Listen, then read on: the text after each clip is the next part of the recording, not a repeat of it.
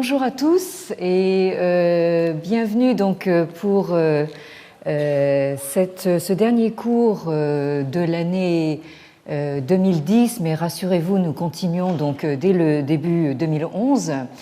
Alors, nous avons vu la semaine dernière que comment le second moment de mondialisation de Confucius est à comprendre dans la perspective plus large de l'introduction de la catégorie philosophie dans la Chine du XXe siècle en pleine quête de modernité occidentale.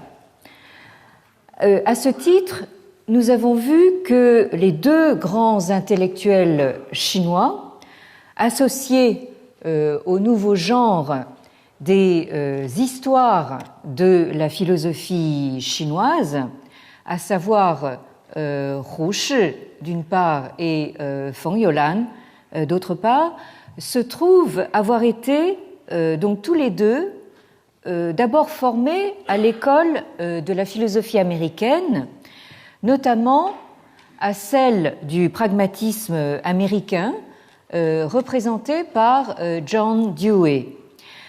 De fait, au lendemain de la Seconde Guerre mondiale, dans les années 1950, c'est l'histoire de la philosophie chinoise de Feng Youlan qui est retenue par le philosophe français Maurice Merleau-Ponty comme référence pour la partie consacrée à l'Orient et la philosophie dans le volume collectif qu'il dirige, Les philosophes célèbres, et qui paraît donc en 1956. Nous avons vu aussi que bien qu'ayant été tous les deux donc formés en doctorat à quelques années près par Dewey, Hu Shi et Feng Youlan conçoivent l'histoire de la philosophie chinoise dans des perspectives et dans des termes assez différents.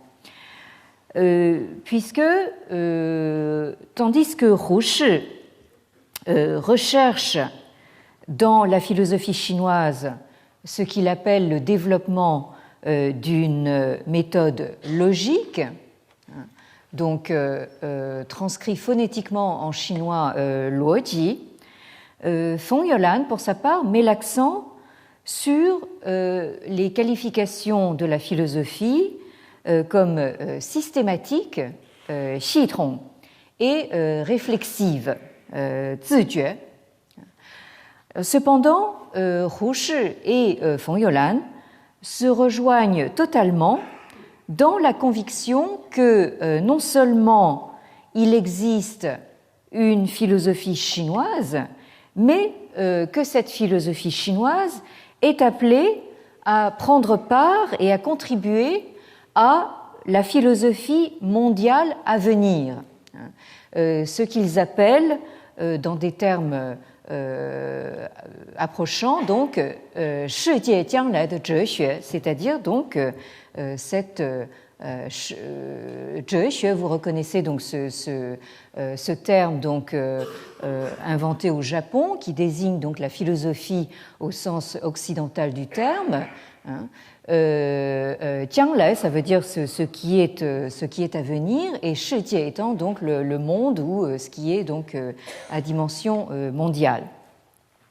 Alors, cet appel à reconnaître l'existence d'une philosophie chinoise revient à revendiquer donc une parole philosophique propre à la Chine et qui ne soit pas qu'un seul ou qu'un simple prétexte servant en réalité à alimenter des débats spécifiquement européens, comme c'était le cas au temps des Lumières et comme c'est encore parfois le cas aujourd'hui, notamment ici en France, où on se plaît parfois à se servir de la Chine,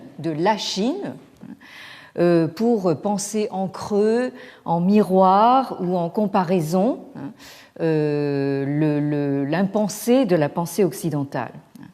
Alors, autrement dit, pour nos intellectuels chinois du XXe siècle, le temps n'est plus à penser la Chine, mais à reconnaître que la Chine est éventuellement capable de penser par elle-même. D'où le titre de ma leçon inaugurale, ici au Collège de France, « La Chine pense-t-elle ?»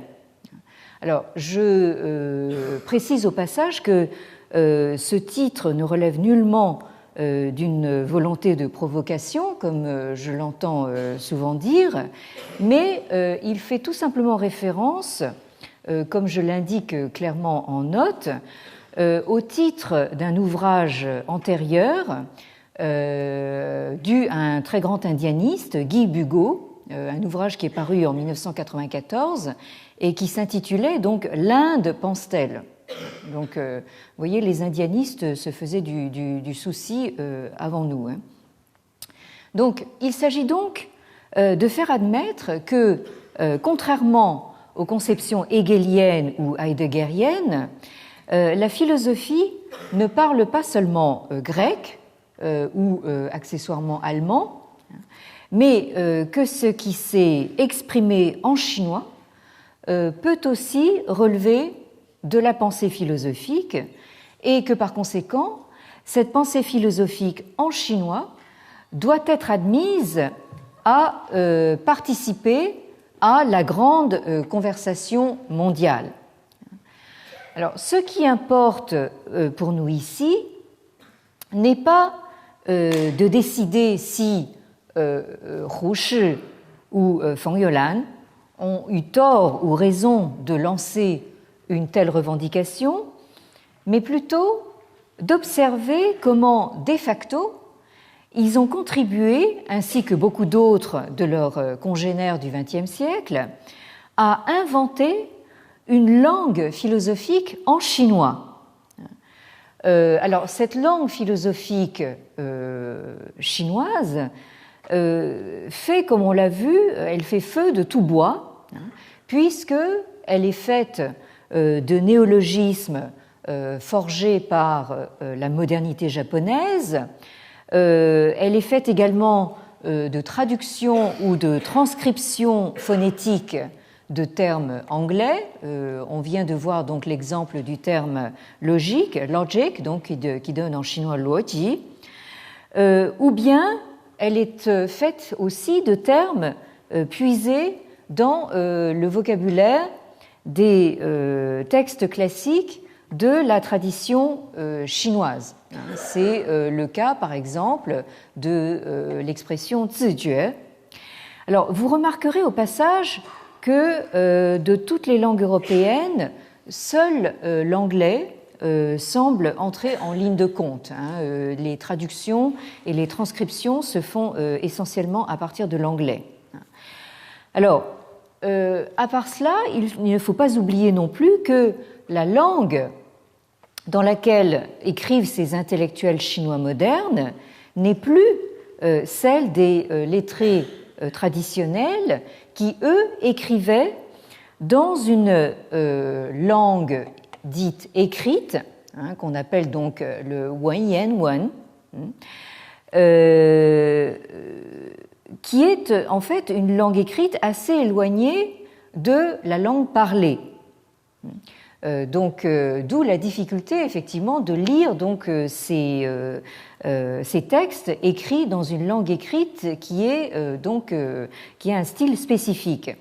Alors, dans le contexte moderniste du mouvement du 4 mai 1919, un intellectuel occidentaliste comme Hu Shi ne pouvait faire autrement que s'engager à fond dans ce qui s'appelait à l'époque la révolution littéraire, donc le Wenxue Geming. Donc, vous voyez que le mouvement du 4 mai 1919 symbolise donc une révolution culturelle avant la lettre. Et c'est évidemment pas étonnant que la révolution culturelle, plusieurs décennies plus tard, s'est beaucoup réclamé donc de l'iconoclasme de cette première révolution littéraire de 1919.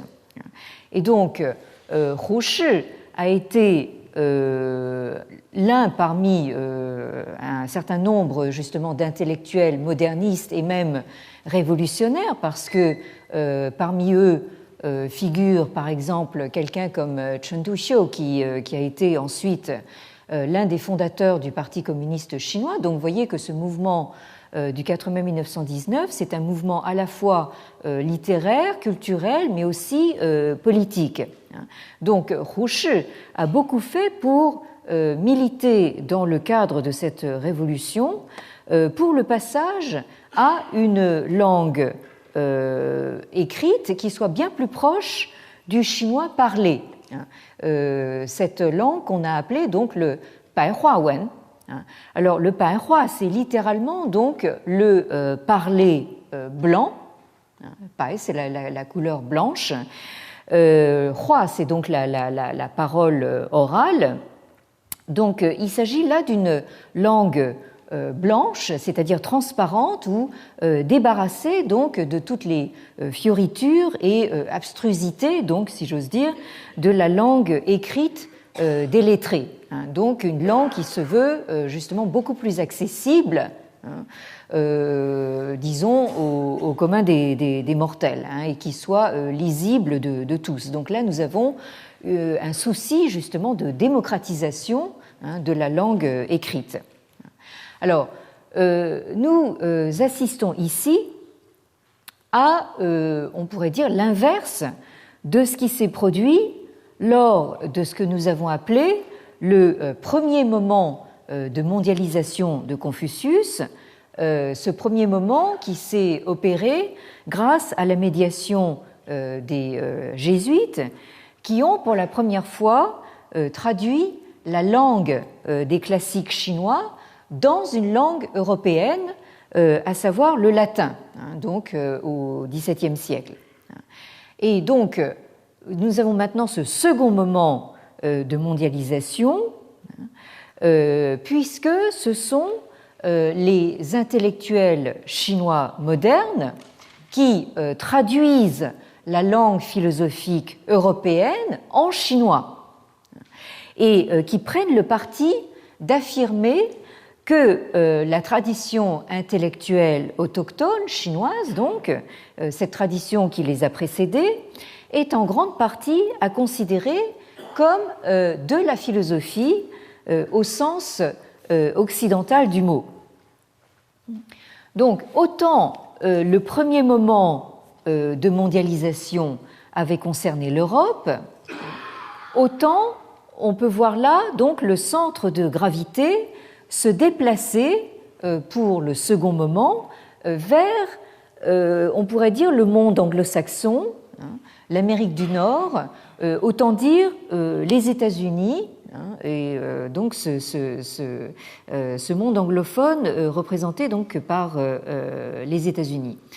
En effet, la double revendication des intellectuels chinois modernes, pour qui donc la philosophie chinoise existe et a une histoire, et pour qui il est possible de philosopher en chinois, eh bien cette double revendication, on peut dire qu'elle ne rencontre guère d'écho dans le magistère philosophique européen de l'après-guerre, le magistère français en particulier, lequel, malgré les efforts de Merleau-Ponty, reste quelque peu crispé sur le fameux geste grec, chanté évidemment d'abord par Heidegger. Je vous rappelle donc ce que Heidegger dit dans Qu'est-ce que la philosophie ? Il dit donc la philosophie est grecque dans son être même. C'est d'abord le monde grec et seulement lui qu'elle a saisi en le réclamant pour se déployer elle. Donc Heidegger, dont un des porte-parole les plus ardents en France a été donc Jean Beaufray, qui est mort en 1982, On pourrait dire que Jean Beaufray a été mutatis mutandis à Heidegger ce que Victor Cousin a été à Hegel, c'est-à-dire donc le porte-parole justement d'une grande philosophie allemande en France.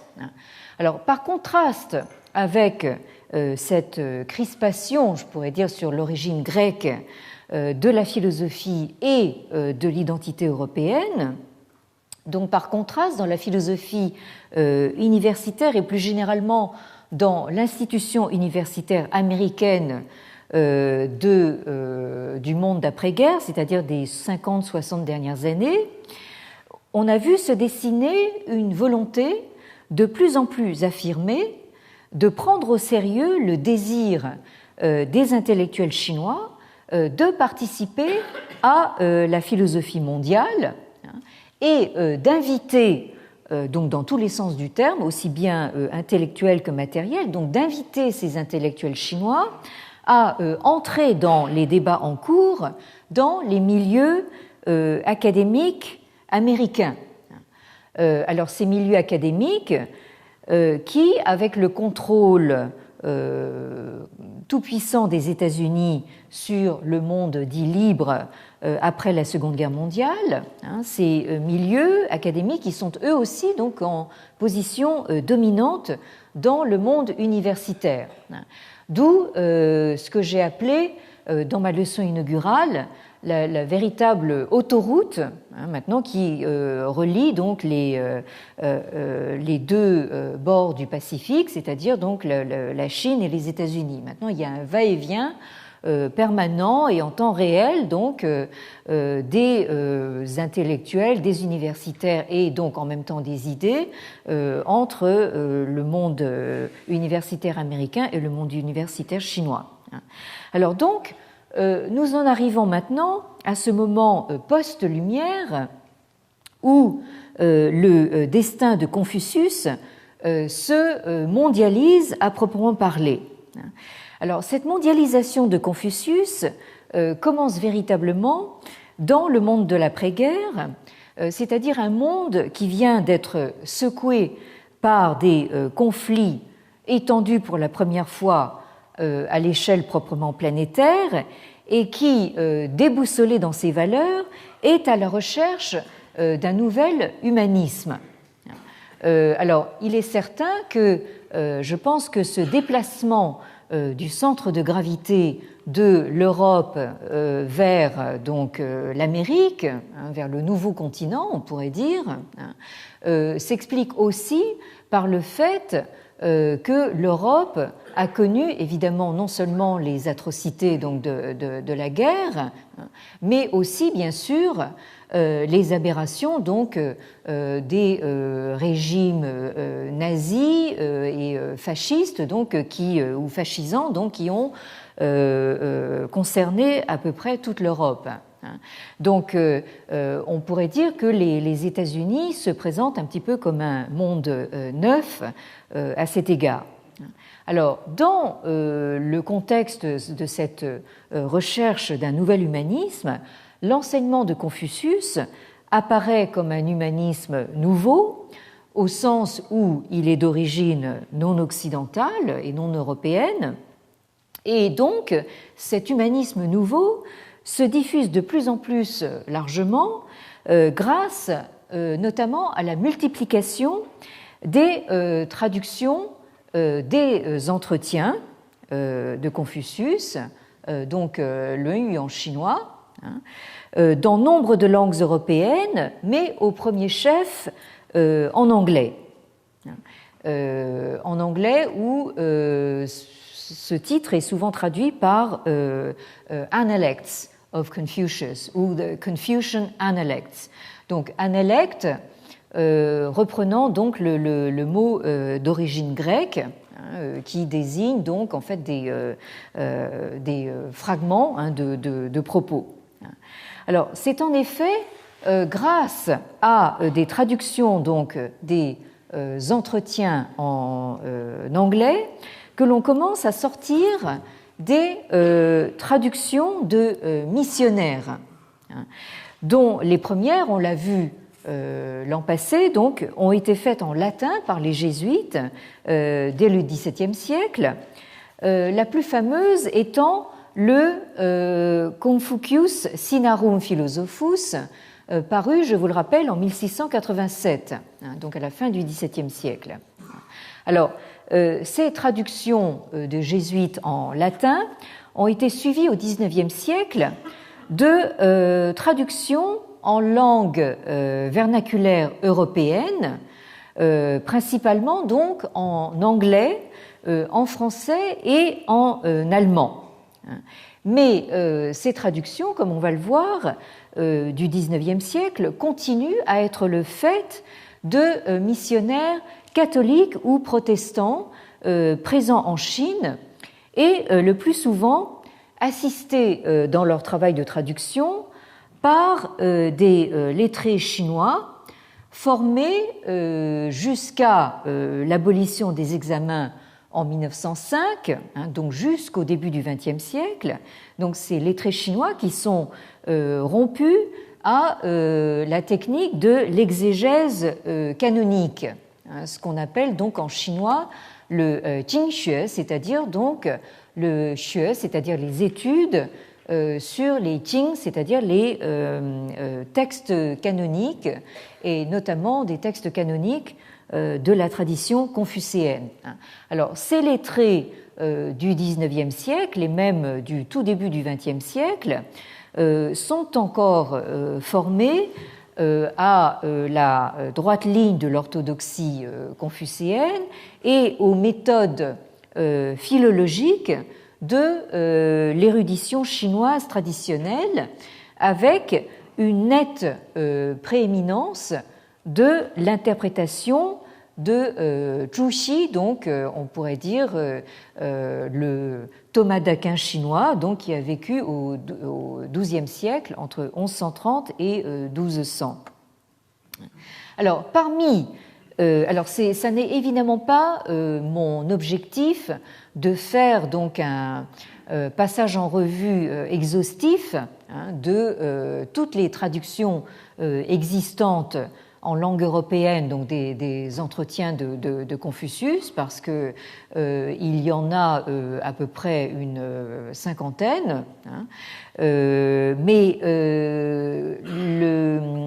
pour moi, en fait, l'important est de vous montrer comment on est passé justement de ces traductions de missionnaires, c'est donc une tradition qui se perpétue jusqu'au début du XXe siècle, comment on est passé justement de ces traductions-là aux traductions, on pourrait dire, sécularisées, et ce que cela implique justement dans la perception de Confucius et dans la lecture donc des entretiens.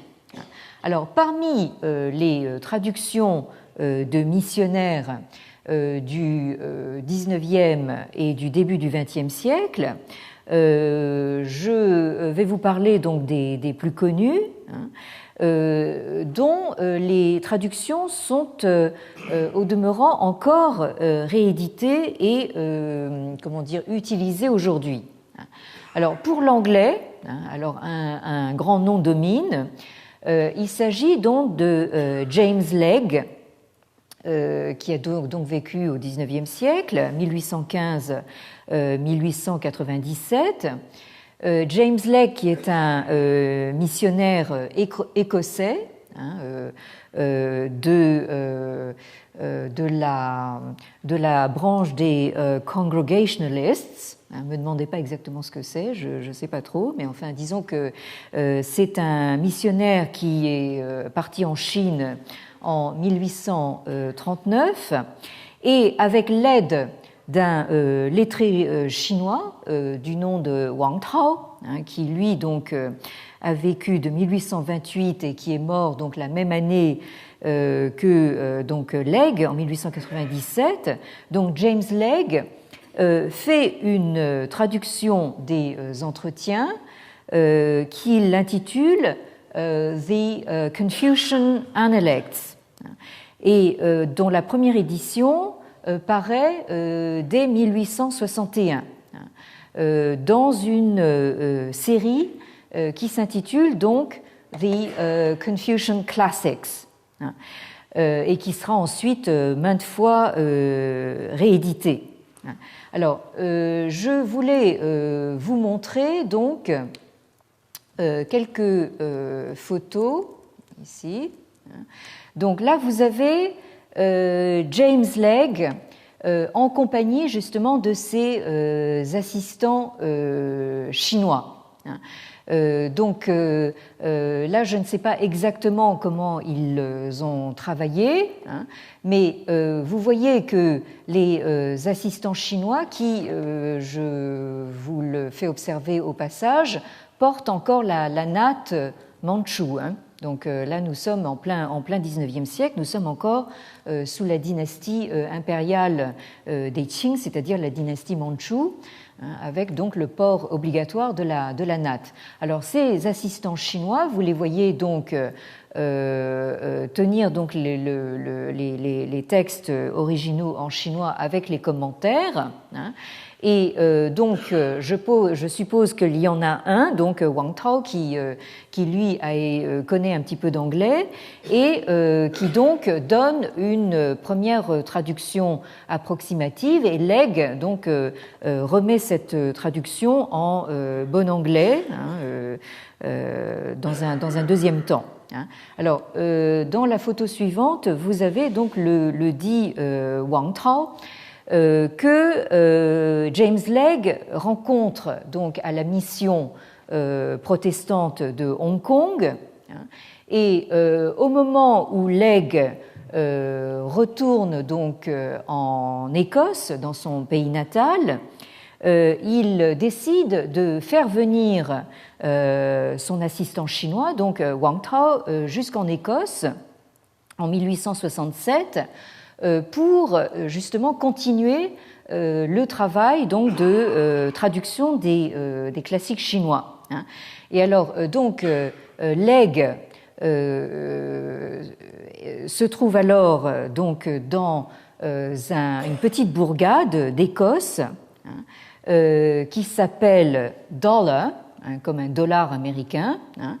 Alors ça se situe, alors je ne garantis pas la prononciation, dans le Clackmannanshire en Écosse, hein, et voilà donc l'illustration, hein, de cette bourgade de Dollar, hein, que l'on trouve dans un recueil de notes de voyage qu'a fait Wang Tao pendant qu'il voyage justement de Hong Kong jusqu'à Dollar, hein, où il passe évidemment par toutes les grandes capitales européennes, hein, et donc pendant ce temps-là, il prend des notes de voyage qui sont probablement, en fait, on pourrait dire, le premier témoignage à peu près systématique d'un voyageur chinois en Europe, hein, et ce recueil de notes est accompagné de dessins, hein, alors qu'il n'a pas fait lui-même, ça se voit d'ailleurs, parce que là vous avez donc une représentation soi-disant donc de ce village écossais.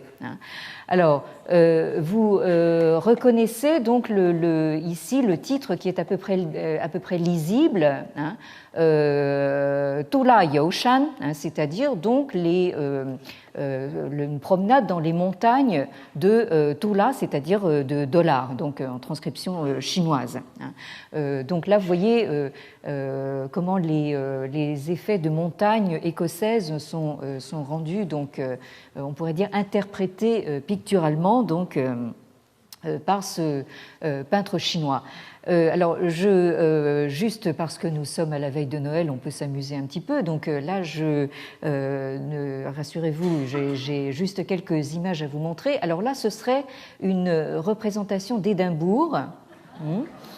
Alors, donc, qui est intitulé donc Su Jing Gu Gong, hein, c'est-à-dire donc le palais, le palais de Su Jing, c'est-à-dire donc de la capitale de l'Écosse. Hein. Je ne sais pas si ceux d'entre vous qui sont allés à Édimbourg reconnaissent quelque chose, donc là vous avez une pagode au sommet donc, de la colline d'Édimbourg. Là, je crois que nous avons plus d'imagination que de réalité. Et alors là, je vous montre l'image parce que ça m'intrigue beaucoup. Peut-être que certains d'entre vous ont la réponse.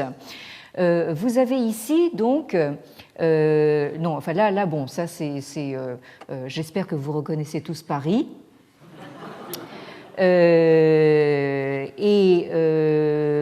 Alors là, je ne sais pas exactement à quoi ça correspond. Le titre est à peine lisible, mais alors là, pour le coup, j'ai vraiment un problème avec cette image parce que là, nous avons une représentation du British Museum de Londres. Alors, donc là, ça s'intitule donc le Bowu Da Yuan. Donc, il s'agit du British Museum, du musée, donc du musée de Londres. Alors, je ne sais pas si vous les distinguez de là où vous êtes, mais là, je crois reconnaître très nettement un gros poisson dans ce hangar. Même on pourrait dire que ce poisson c'est une carpe. Alors je ne sais pas ce que vient faire cette carpe géante au British Museum. Là j'avoue que je cale. Et ici nous avons donc un bovidé, je pense une vache. Donc alors je ne sais pas si notre peintre chinois a confondu avec le Muséum d'histoire naturelle, mais enfin, en tout cas, voilà donc une représentation tout à fait intéressante donc du British Museum par l'imagination chinoise. Bien, alors donc pour revenir à notre missionnaire écossais, donc il faut quand même savoir que James Legge sera tiré donc de sa retraite à Dollard par un appel à occuper, à partir de 1876, la première chaire de sinologie de l'université d'Oxford. Donc le Chair of Chinese Language and Literature, donc la chaire de langue et littérature chinoise. Donc nous sommes en 1876 et comme je le disais en poussant une espèce de cocorico l'année dernière, donc nous en France nous avons largement anticipé puisque la première chaire du Collège de France date, je vous le rappelle, de 1814. Donc je disais bien que la France a été en pointe justement dans le domaine de la sinologie en Europe. Alors, puisque justement nous en arrivons à la France, pour ce qui est donc de ces traductions de missionnaires en français, là, le grand nom est évidemment un missionnaire jésuite qui répond au doux nom de Séraphin Couvreur, qui a vécu donc de 1835 à 1919. C'est un missionnaire jésuite donc qui a demandé à partir en Chine, où il est resté donc à partir de 1870 jusqu'à sa mort. Il est resté en Chine, il est mort à Xi'an donc en 1919. Donc ce Séraphin Couvreur, en 1895, c'est-à-dire peu de temps après Legge, et d'ailleurs en fait on va lui donner le surnom de Legge français, Séraphin Couvreur publie en Chine la traduction donc des Sishou, c'est-à-dire des 4 livres du canon confucéen, dont ce qu'il appelle les entretiens de Confucius et de ses disciples. Et en plus, donc, le père Couvreur va traduire donc les principaux classiques, c'est-à-dire donc le livre des documents, le Shujing, le livre des odes, le Shijing, le Trenqiu, c'est-à-dire donc les annales des printemps et automnes, et certains traités sur les rites. Alors, chaque fois, le père couvreur donc donne le texte en chinois, la transcription dans ce qui va être, de ce qui va devenir, en fin de compte, la transcription connue sous le nom de la transcription d'école française d'Extrême-Orient, la transcription EFEO. Ensuite, il donne la traduction en français et, en bon jésuite, donc la traduction en latin. Une traduction en latin qui est spécifiquement destinée, dit-il, aux missionnaires et au public européen non francophone. Donc ça, c'est tout à fait remarquable puisque nous sommes à la toute fin du 19e au tout début du 20e siècle et donc dans l'esprit, en tout cas des jésuites, le latin est encore utilisé comme lingua franca pour donc les clercs, c'est-à-dire donc pour les lettrés, disons, européens. Donc pour ceux qui ne lisent pas le français, donc il a prévu cette traduction en latin qui, soit dit en passant, est quelquefois plus exacte que la traduction française. Donc reportez-vous toujours au latin quand vous utilisez la traduction de Legge. Alors comme je viens de le dire, ces traductions valent au père couvreur le surnom donc de legs français, mais selon un autre jésuite qui a vécu bien plus tard, puisqu'il est mort en 1990, le père Joseph de Hergne, la traduction des 4 livres par le père couvreur l'emporte en précision sur celle de Legge. Mais évidemment, comme nous sommes dans le contexte de la même compagnie, on est en droit de se demander si ce jugement est entièrement objectif. Bon. Alors, maintenant, pour ce qui est de l'allemand, donc la 3e grande langue de traduction des entretiens vers des langues européennes, le grand nom qui prédomine, c'est Richard Wilhelm, qui a vécu, lui, de 1873 à 1930, qui est un pasteur et missionnaire protestant allemand, qui est parti en Chine donc en 1899, c'est-à-dire juste avant que n'éclate la guerre des Boxers. Et là, je crois que je peux vous trouver donc une photo de Richard Wilhelm, qui est donc en tant que pasteur, en fait, qui porte un costume civil, disons. Là, vous avez une autre photo de lui.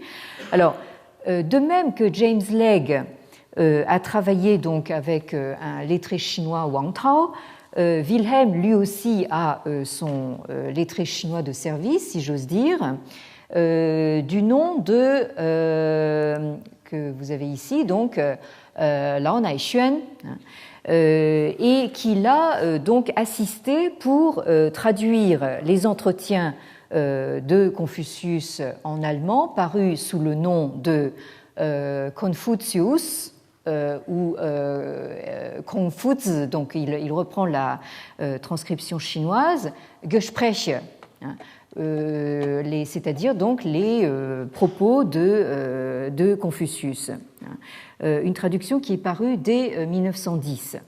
Mais comme vous le savez peut-être, Wilhelm est surtout connu pour sa traduction du Yi Jing, ou comme on prononce ici le Yi King, ou le livre des mutations, sous le titre allemand donc Das Buch der Wandlungen, donc le livre des transformations. Alors, je signale au passage que le séminaire que je contribue à animer ici au collège le jeudi après-midi de 16h30 à 18h porte justement sur ce livre des mutations.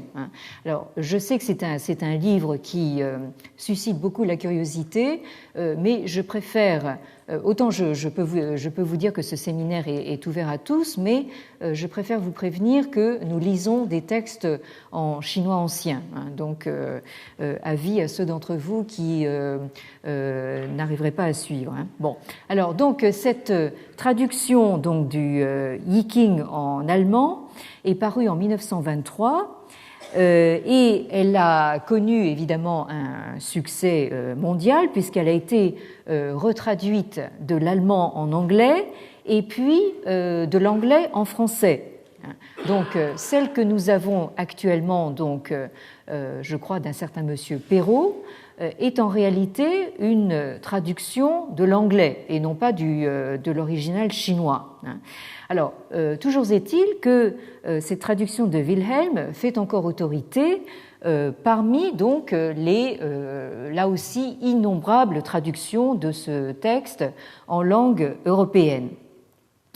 Alors, de la même façon que James Legge, Richard Wilhelm, à son retour de mission en Allemagne, il rentre en Allemagne en 1924, et il est nommé à la chaire d'études chinoises qui a été nouvellement créée à l'université de Francfort. Alors là, nous sommes donc dans les années 1920 et donc la sinologie commence tout juste donc à se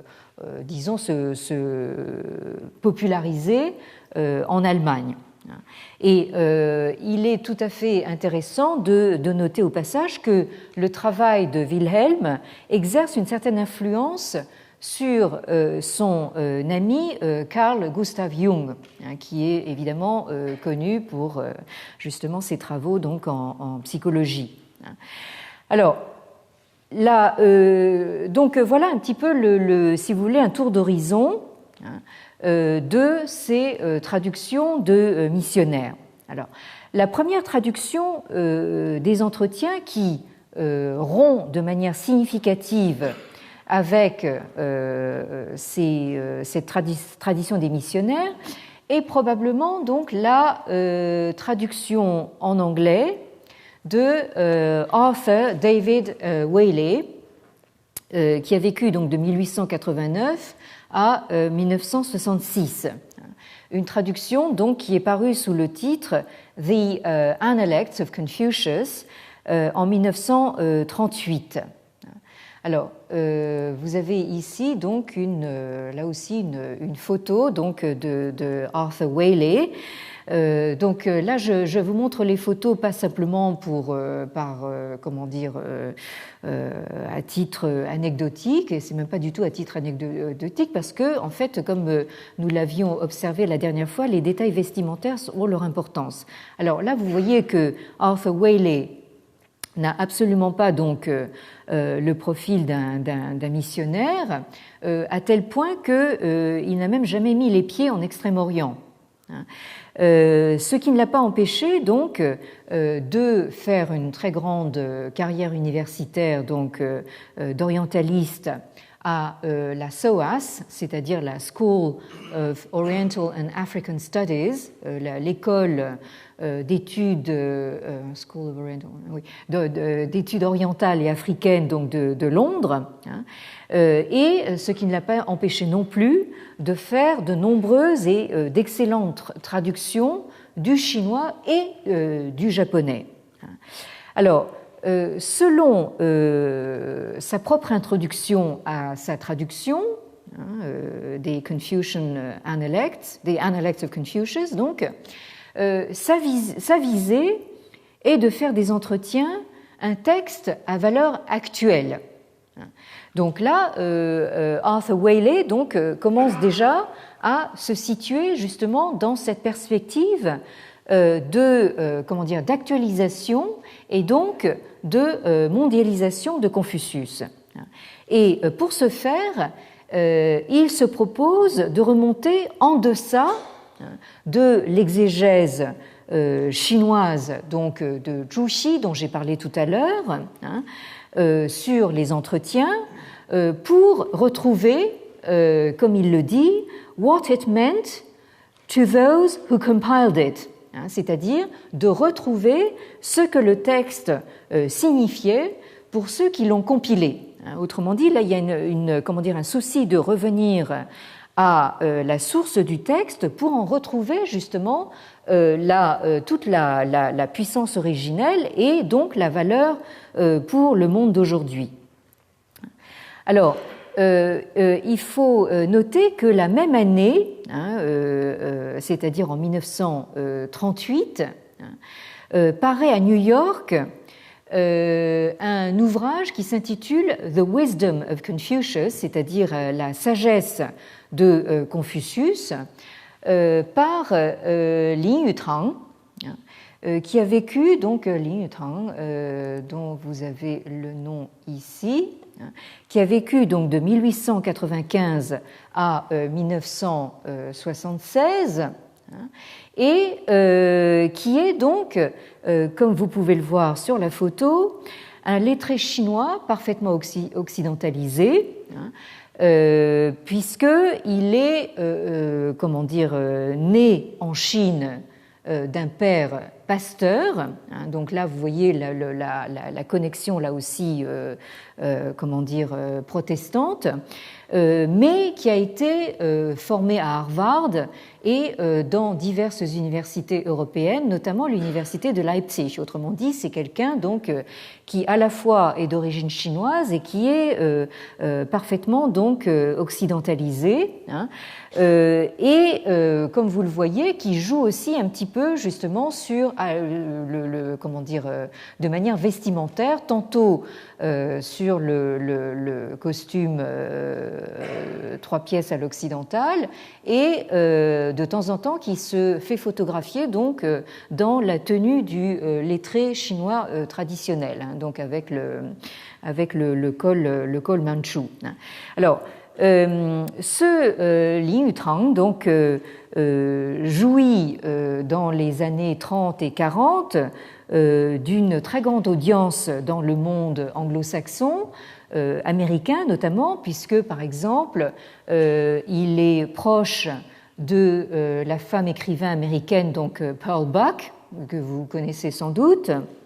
Et on a même songé à lui plusieurs fois pour le prix Nobel de littérature, qu'il a raté plusieurs fois donc. Donc c'est celui qui s'emploie à faire connaître la culture chinoise et qui a joué ce rôle de passeur donc entre le monde chinois et le monde américain. Et c'est donc tout à fait intéressant qu'en 1938 sorte en même temps donc la traduction des entretiens par Waley et cette présentation donc de la sagesse de Confucius par Lin Yutang au public américain, et qui reprend donc justement pas mal d'extraits donc des entretiens.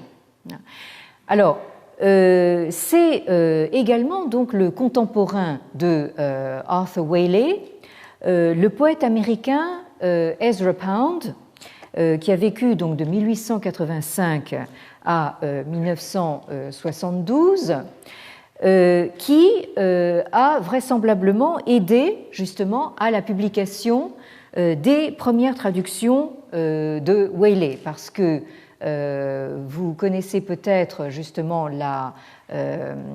ce poète américain, donc a la réputation extrêmement sulfureuse à cause justement de ses sympathies pour le régime fasciste de Mussolini, qui a même séjourné longuement en Italie donc pendant la période fasciste, et naturellement, enfin c'est une réputation qui ensuite lui a collé aux semelles, mais ça n'empêche pas que c'est quand même un très grand poète et qui s'est très tôt intéressé justement à la graphie et à la nature justement de l'écriture chinoise. Alors, de manière évidemment très très personnelle.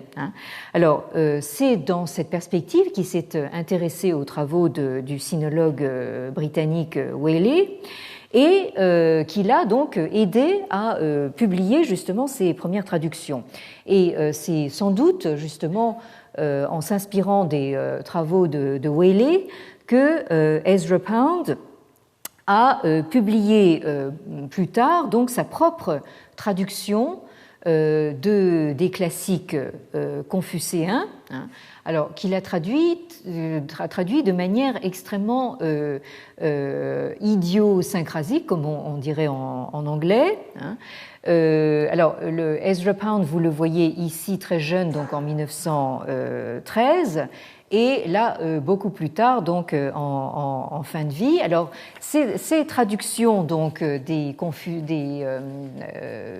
textes confucéens et notamment donc des entretiens de Confucius sont parus à Londres donc en 1951. Alors donc sa traduction évidemment n'est pas prise du tout au sérieux par les sinologues. Alors naturellement, Ezra Pound n'a jamais prétendu faire partie donc de ce cercle des sinologues, mais disons que ce qui est intéressant dans la traduction de Pound, c'est que c'est véritablement l'expression d'un grand chantre bien sûr de la liberté littéraire et même poétique, au détriment quasi total donc du parti pris de littéralité. Alors bien sûr, la traduction de Pound est truffée de contresens, mais elle est également truffée de belles trouvailles de traduction. Et alors, dans ses propres termes, il a voulu une traduction qui remplissent justement ce cahier des charges. Il dit ceci dans son introduction: The translation succeeds in its moderate aim if it gives the flavor of laconism and the sense of the live man speaking. C'est-à-dire donc la traduction remplit sa mission minimale pour peu qu'elle fasse passer la saveur du laconisme, de la brièveté, de la concision du texte des entretiens, et une sense, c'est-à-dire donc une idée concrète du bonhomme vivant et parlant. Donc là, tout le mérite justement de la traduction de Pound, c'est de mettre le doigt sur deux aspects encore relativement peu pris en compte jusqu'alors, à la fois par les traductions des missionnaires et par les traductions des sinologues, à savoir donc la qualité littéraire des entretiens. C'est-à-dire, là, nous avons un poète qui a donc le sens du rythme et le sens du rendu justement de cette concision, et qui est donc en mesure de faire passer justement la sensation d'un Confucius vivant et parlant. Alors, cette double exigence se retrouve à des degrés très divers dans les dizaines de traductions des dernières décennies, qui toutes s'efforcent de rendre Confucius proche de nous en employant un langage direct et contemporain, voire familier, débarrassé donc des maniérismes qui sont liés à son image traditionnelle de sage, de vieux sage sentencieux et suranné. Alors, modestement, c'est ce que j'ai essayé de faire dans ma propre traduction, qui, elle, date déjà de 1981, mais je peux vous avouer, ici entre nous, que j'aurais très envie de la refaire de fond en comble.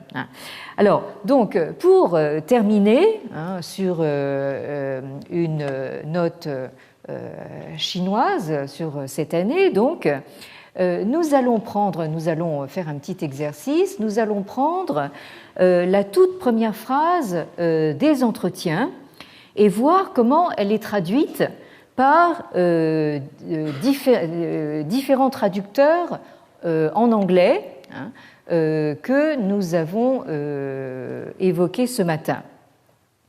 Alors, le texte en chinois dit ceci: 子曰，学而时习之，不亦说乎？有朋自远方来，不亦乐乎？人不知而不愠，不亦君子乎？ Alors, donc, je vous ai disposé le texte, d'abord avec de la ponctuation, qui n'existe évidemment pas dans le texte original, et je l'ai disposé de manière à dégager donc le parallélisme entre les trois phrases donc, qui composent cette première section, cette toute première section qui ouvre donc les entretiens de Confucius. Alors, vous avez d'abord la formule canonique zi yue, c'est-à-dire donc le maître dit. Alors, zi, je rappelle, donc ça désigne, ça peut désigner le maître ou, de manière intéressante, l'enfant. Et donc, tous les textes de maître de l'Antiquité donc se terminent par ce terme zi. C'est ainsi que vous avez le Zhuangzi, le Mengzi, le Laozi, etc. Bien.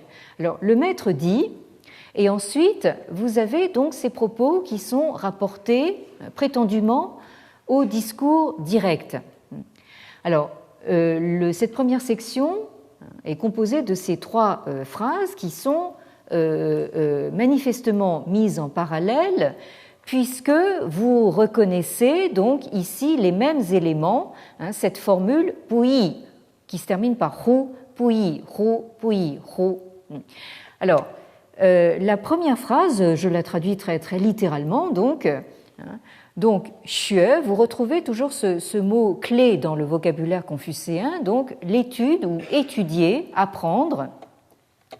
Et là, vous avez diverses interprétations, donc, et pratiquer, donc, mettre en pratique ce qu'on a appris, donc, shi, alors là, on peut le comprendre de diverses manières, c'est-à-dire soit dans le temps, dans la durée, soit de manière régulière, soit de façon, enfin, dans des circonstances opportunes. Shi désigne le temps ou le moment.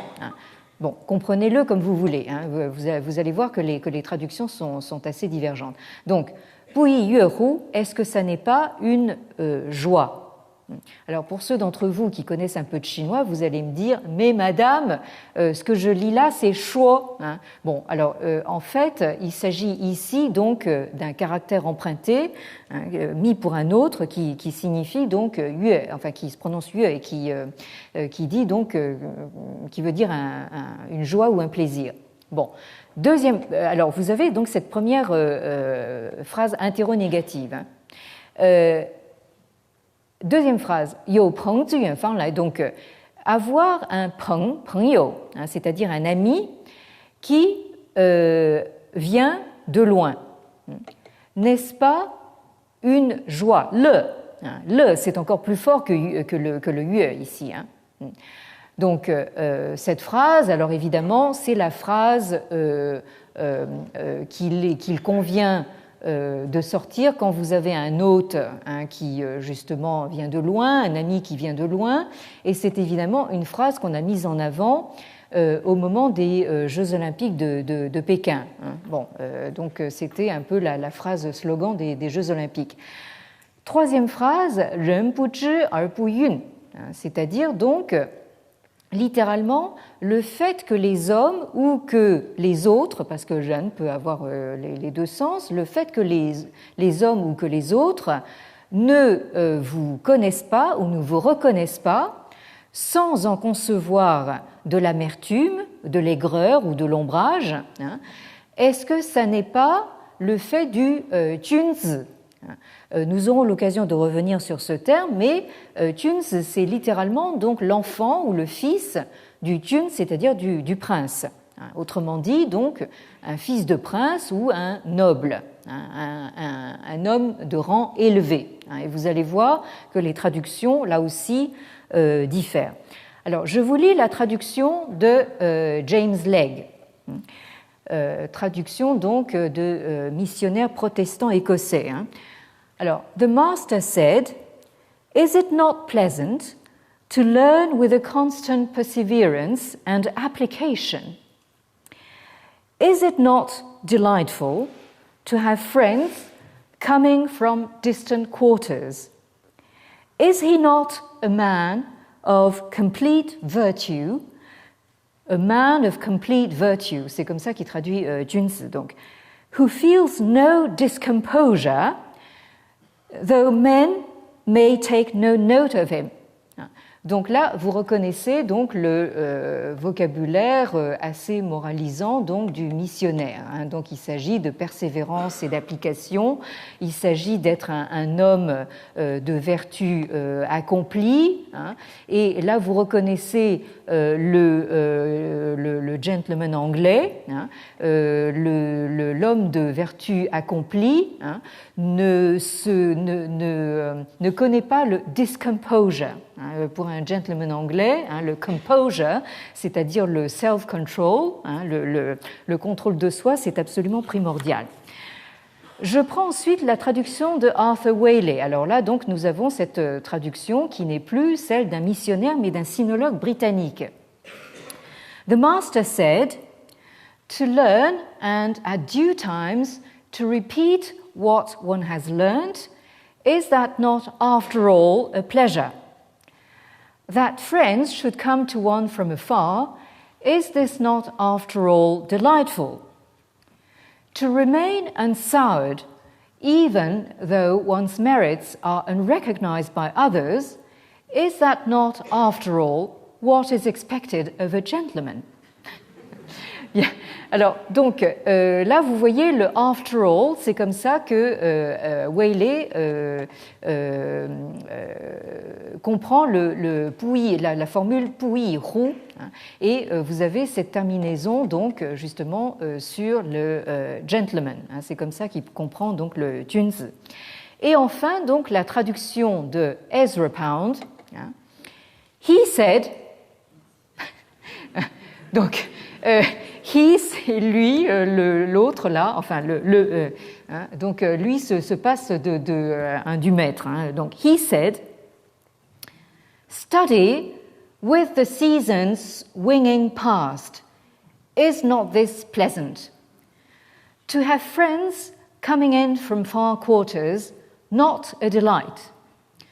Unruffled by men's ignoring him, also indicative of high breed."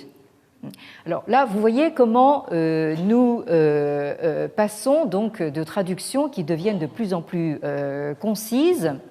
Alors, inutile de vous dire que la traduction de Ezra Pound, elle respecte le rythme de la phrase chinoise, donc elle essaye de s'en approcher en tout cas, mais alors l'idée des saisons qui passe à tire d'aile, c'est très joli, mais je crois que c'est un peu loin du texte.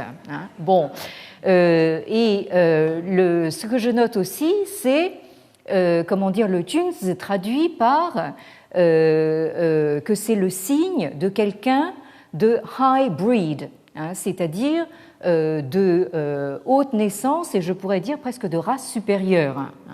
Alors là aussi nous avons quelque chose qui sonne à des résonances peut-être un peu sulfureuses, mais nous avons quelqu'un qui s'intéresse justement à cette espèce d'aristocratie de l'esprit.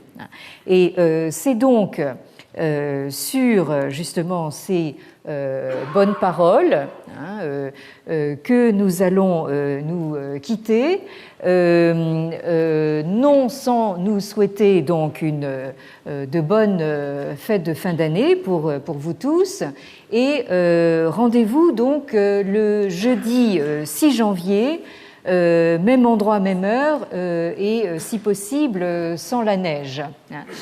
Et si je peux me permettre juste une dernière recommandation, de si vous cherchez donc des cadeaux de Noël à faire, je vous signale donc l'existence d'une nouvelle collection donc aux éditions des Belles Lettres, une collection de budets chinois. Après donc les budets grecs et les budets latins, vous avez maintenant les budets donc en chinois classique, avec donc le texte chinois en vis-à-vis de la traduction française. Et là, vous avez par exemple une très belle traduction de notre maître Jean-Pierre Dieny des 19 poèmes anciens. Pour ceux d'entre vous qui connaissent 3 mots de chinois, ça peut valoir la peine. Merci encore à vous et à l'année prochaine.